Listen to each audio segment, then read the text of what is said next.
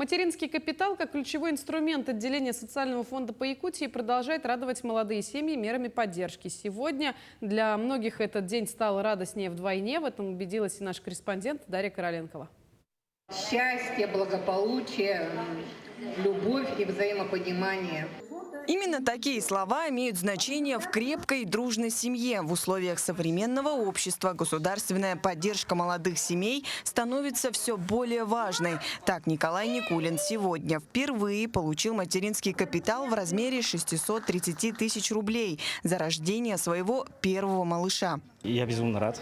Я не знаю, как происходит это в других странах, но мне кажется, что это очень отличная возможность для того, чтобы сделать старт для молодой семьи. Это очень важно, потому что жилье на данный момент, в жилье нуждаются очень многие люди, и это очень большая помощь от государства, и мы очень рады.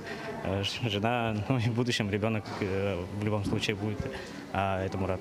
Всего с начала этого года получили сертификат более 1500 семей. Помимо материнского капитала существует множество других программ и инициатив, направленных на улучшение условий жизни семей, которые молодые мамы и папы могут оформить, подав заявление электронно через портал госуслуг. Выплачиваем пособие женщинам, ставшим на учет в ранние сроки беременности, уже больничный лист по беременности и родам, единовременная выплата при рождении ребенка, также материнский семейный капитал при рождении ребенка, пособие по уходу за ребенком до 1,5 лет, затем у нас единое пособие на детей до 17 лет включительно, пособие для детей военнослужащих.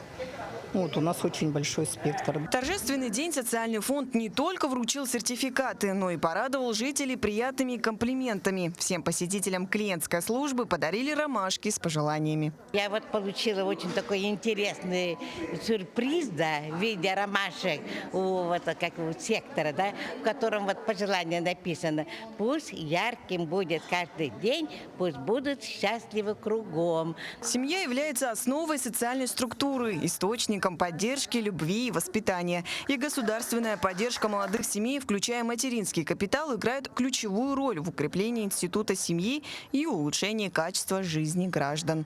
Дарья Короленкова, Аэлита Махно, Якутия.